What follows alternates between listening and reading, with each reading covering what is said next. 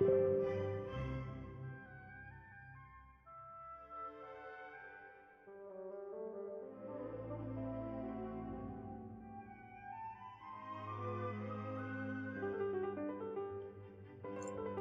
morning, good morning. How's it going, everybody? Hope you're having a good morning so far.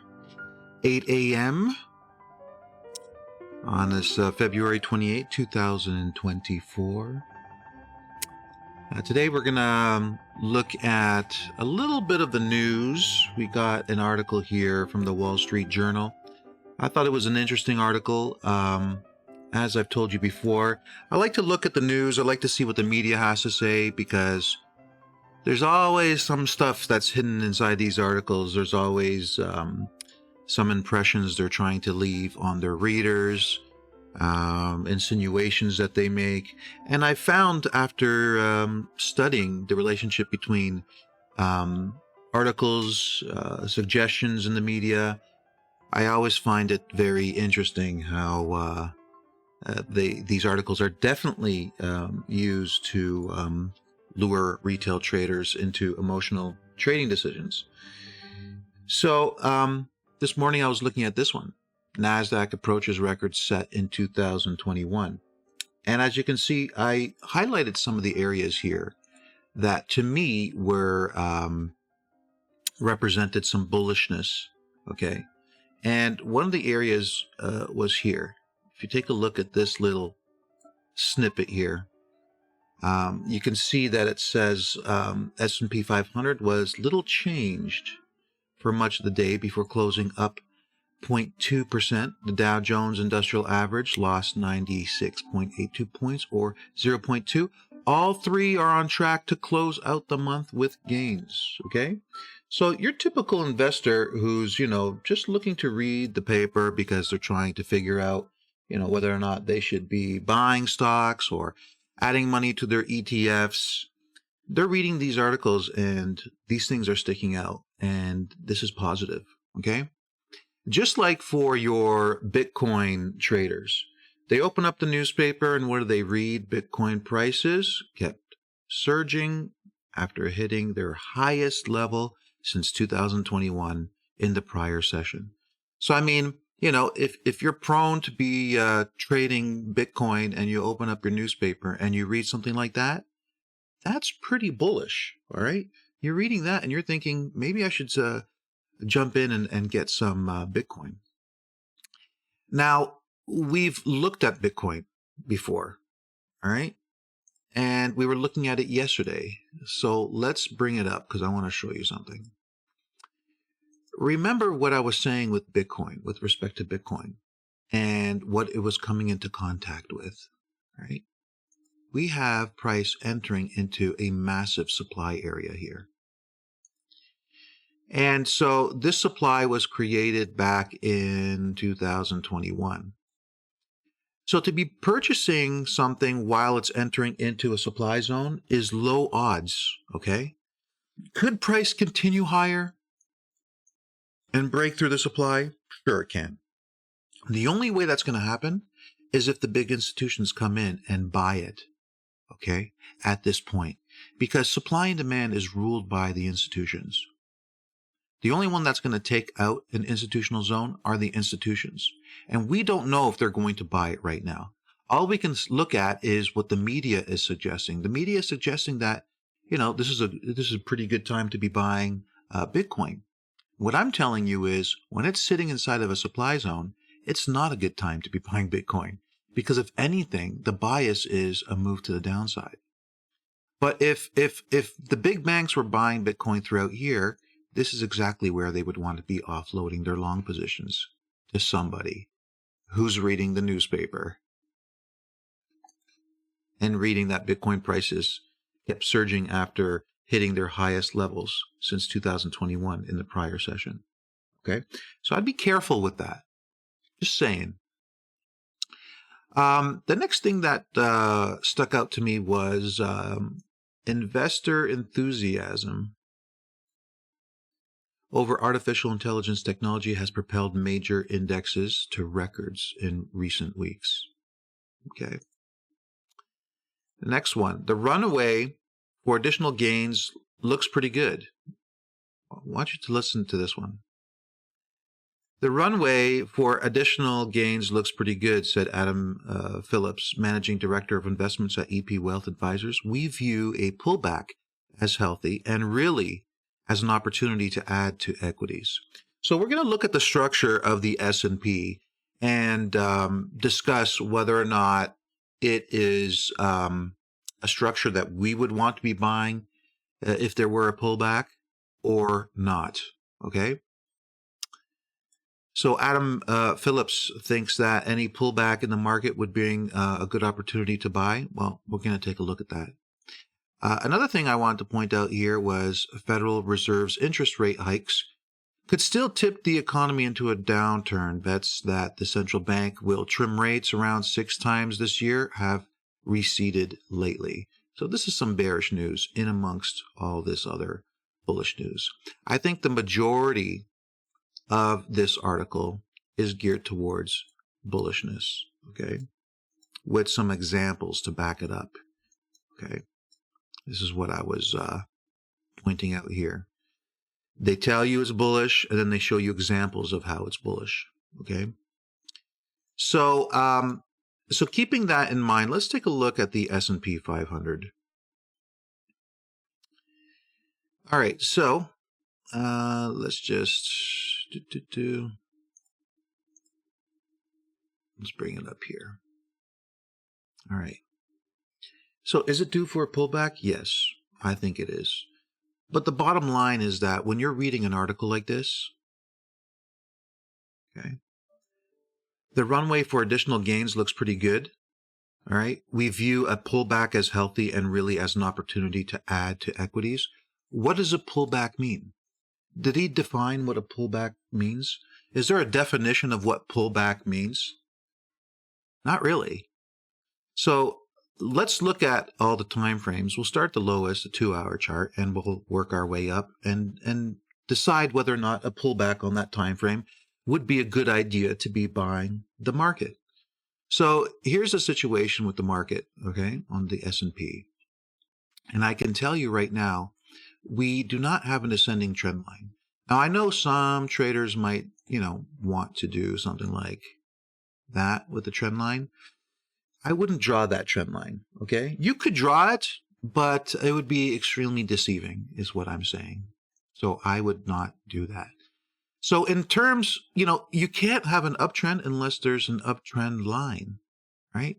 So I would not consider this to be an uptrend. Now, I know what you're thinking. You're thinking, well, price is at all-time highs. How can it not be an uptrend? Well, that's just the thing. Price can be at all-time highs and there not be an uptrend. Uptrends are very specific structures that have to be supported by the institutions. If they're not being supported by the institutions, then they are not uptrends, plain and simple. You can have your conventional textbooks that tell you, oh, there's an uptrend when we have an ascending trend line and price is making new highs, but that is not the definition of an uptrend. We have very specific definitions of uptrends, and those definitions keep us out of drawing trend lines like what I was showing you here, okay? Stuff like that, right? And it keeps us understanding whether or not we truly do have an uptrend on that time frame or not.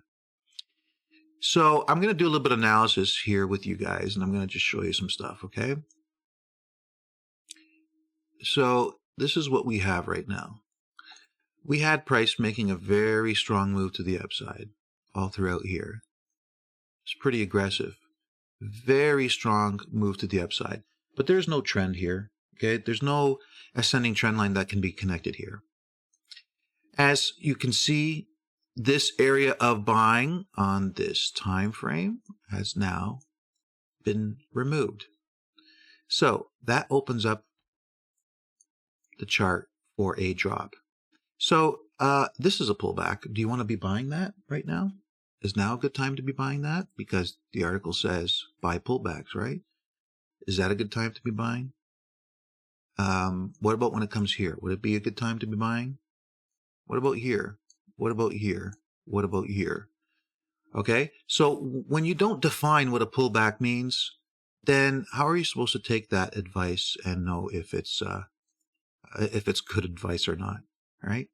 You see, you hear these suggestions all the time in these articles, but they never really explain them. They never really give you any strong information about them.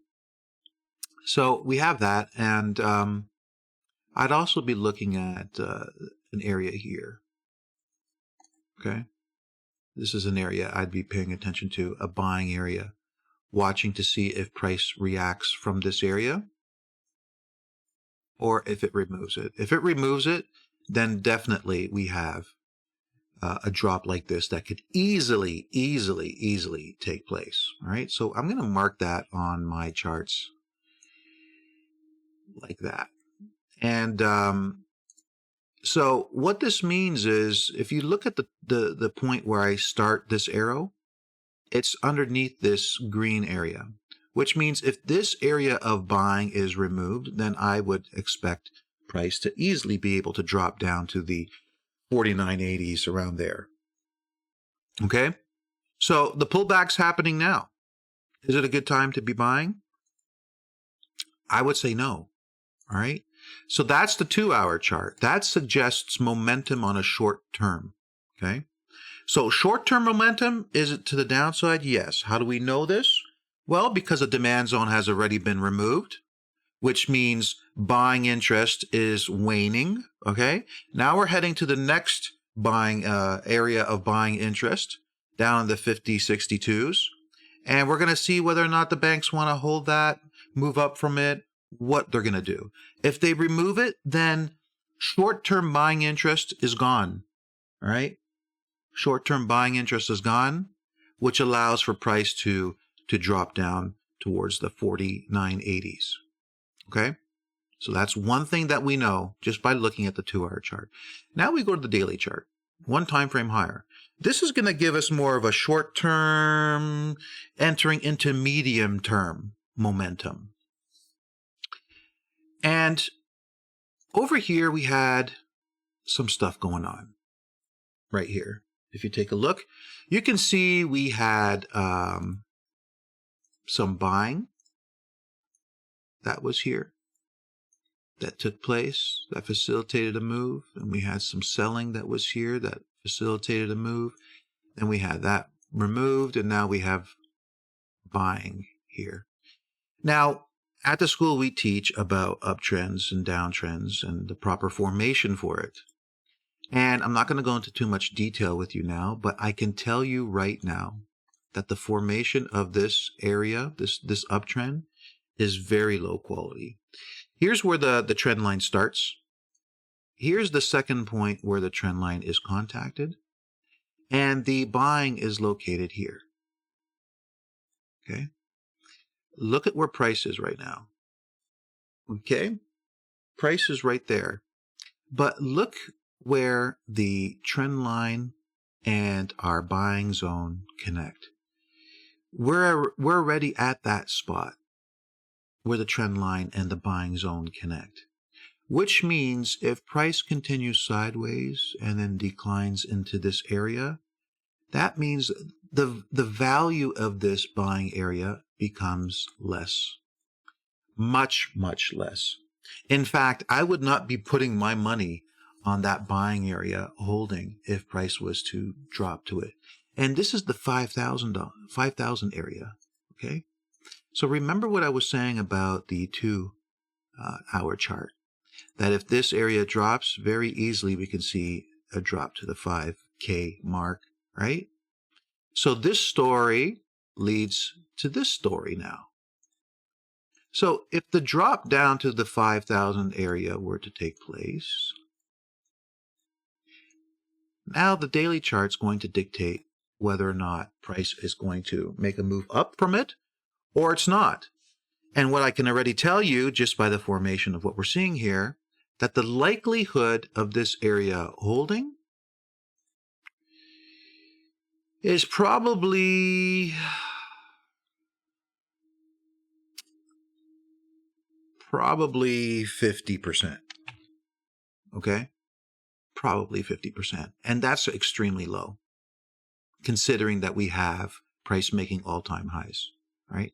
You would think that with price making all-time highs, this number should be bigger. Well, if the formation was different, if the banks were creating a structure that was in line with what they normally create when they want to take price higher, this number would be extremely high. This number could be as high as 80% or even higher. Easily 85%. Okay. When it's 50%, I mean, that's not good. That means the likelihood of it holding is not very good at all. Okay. So would I like to see how price reacts when it gets to this area first? Yes, I'd like to see how price reacts to that area first. And then we'll determine what will take place. But from what I'm seeing now, it's not good. All right. So we'd have to see new buying. The banks would have to come in and decide that they want to create new buying. And for us to know whether or not they're doing that, we wouldn't be able to tell in this time frame. We'd have to take it down to the 2-hour time frame and look at what they do once price gets down here. Okay? That's what we would have to do. But as far as the market structure now, it's not very good for a continued move to the upside. All right. So short term, weakness. Short term to medium term, weakness is what I'm seeing, unless the banks come in with real time buying. And we'd have to look at the lower time frames to determine that. Okay. But I'm just giving you a snapshot of what I'm seeing here. So do you see how that relates to the article? Okay. We view a pullback as healthy and really as an opportunity to add to equities. Well, I don't know. I wouldn't really phrase it like that.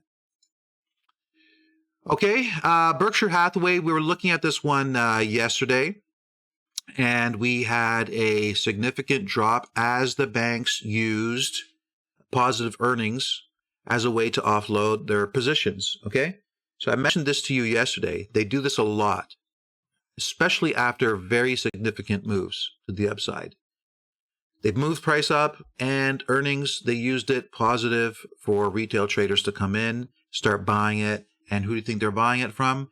They're buying it from those that are trying to offload it, okay? And so again, when we look at the 2-hour chart, what do we see here, okay? We know that the momentum to the upside was already starting to break down here.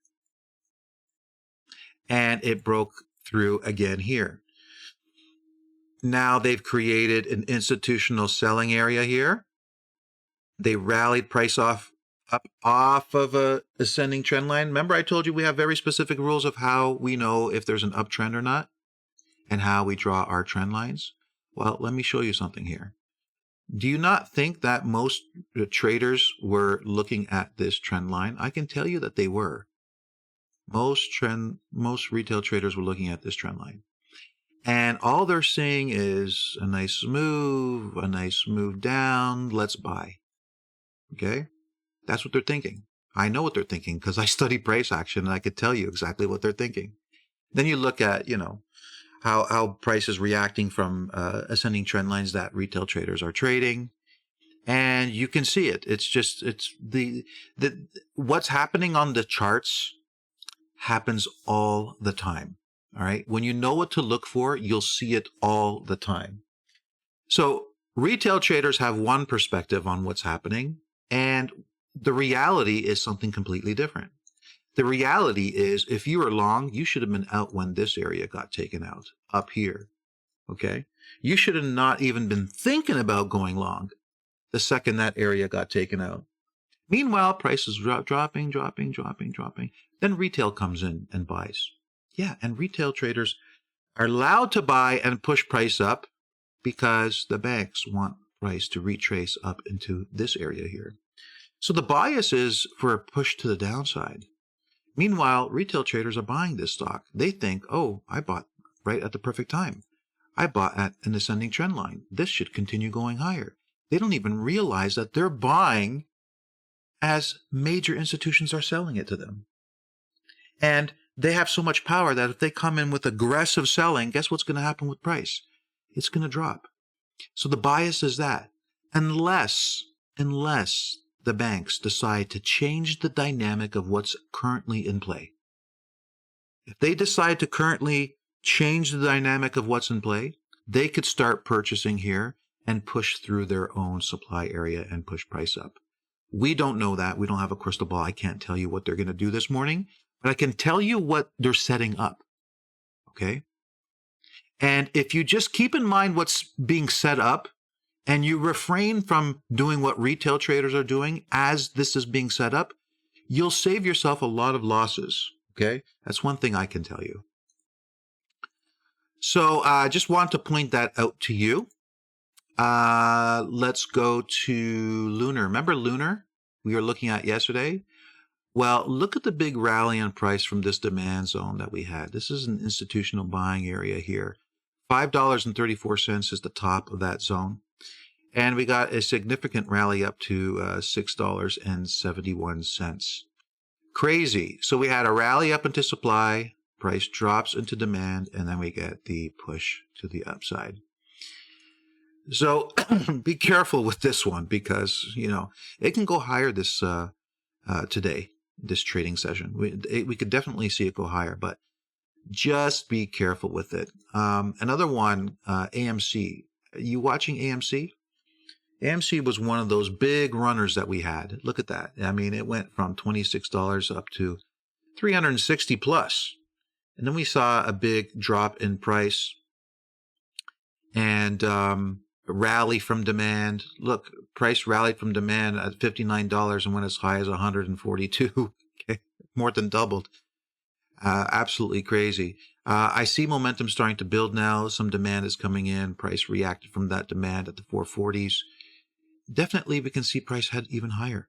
Okay, I don't have a crystal ball. I can't tell you exactly that it's going to head higher, but I'm seeing signs that this might start heading higher again. Another stock that I really like, DKNG, we had a trade signal on this one, very low in the chart at about $18. We had targets at $44.73, and we hit that target. Now, why do I locate my targets where I do? Well, because based on the supply and demand dynamics of the charts, we locate areas where the banks are likely going to take profits on long positions. And this is exactly where we place our target. And what do you think is happening here now? You see this big drop in price? Well, that is from profit taking on long positions. So if you're interested in getting into this stock, I wouldn't be buying it right now. Even if you read headlines, because I bet you right at the highs there was really positive headlines for this stock, because they need people to come in and buy those longs, those shares that are being offloaded. But I would not be buying at this time because major supply is being contacted and we're likely going to see a drop in price. Okay, so just giving you a heads up on that. Costco, I can't believe this one. This one just keeps on going. I was inclined to buy shares down here when we were in the 440s, 450s area. But I didn't like how this zone was constantly being hammered over and over and over again. Hit the like button when you guys get a chance on this tweet. I'd appreciate it. And because typically what I've studied is that when a zone gets contacted so many times, it typically breaks. But in the stock market, things work a little bit differently. And now upon reflection, I realized that this was a super strong stock. And there are ways to trade this without risking very much. And this was constant buying. This was massive buying by institutions, okay? Old money, their family offices. This is what they were doing here, buying Costco, okay? And we got a long signal on this one. I didn't take the trade. I don't know why I didn't take the trade. I was busy looking at other things. But we had a wonderful long signal here. Price retraced to this area here. This was the long signal, $537. And now it's at $744. Incredible. And so I've been waiting patiently for price to pull back because this is a stock I want to add to the portfolio. And it pays a dividend. It's not very high, but over time, I think it's going to get stronger and stronger. So just one to watch for, okay? Quick mention on Euro US dollar.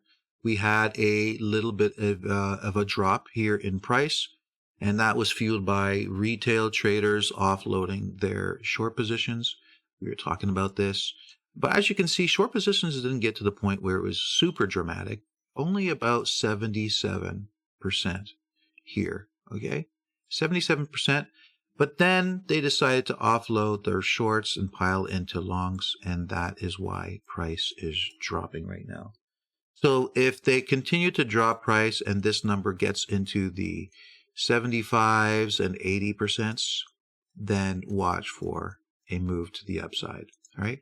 This one's not yet ready for trading in my book. Okay. I have very specific things that I'm going to be watching for, and I'll be sharing those things with the students, but it's not ready for trading just yet.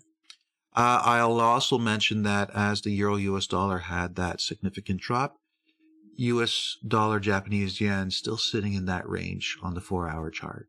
Okay. Just wanted to point that out. And last but not least, we have uscad. And uscad is looking pretty good. Look at that big rally that we got in the uscad. That's pretty nice. Look at that, okay? Nice rally. The euro dropped, and this one rallied up. Now we're contacting a massively tested area of supply. That supply is not very strong, and I suspect that in time it can easily be removed. All right, folks, so we're seeing some upside pressure on USCAD, the US dollar. Let's take a quick look, actually, at the US dollar. That'd be interesting to see. How did the US dollar react? And then I'll let you guys go. I know I went a little bit longer today, but there was a lot to cover. I hope you enjoyed the session. Let's look at the US dollar. Yeah, we got a little bit of a push up. Not much. So US dollar somewhat restrained. The only one that really took a move to the upside was the US CAD. All right, that's it. Do me a favor, hit the like button down below. I want to get this message out to as many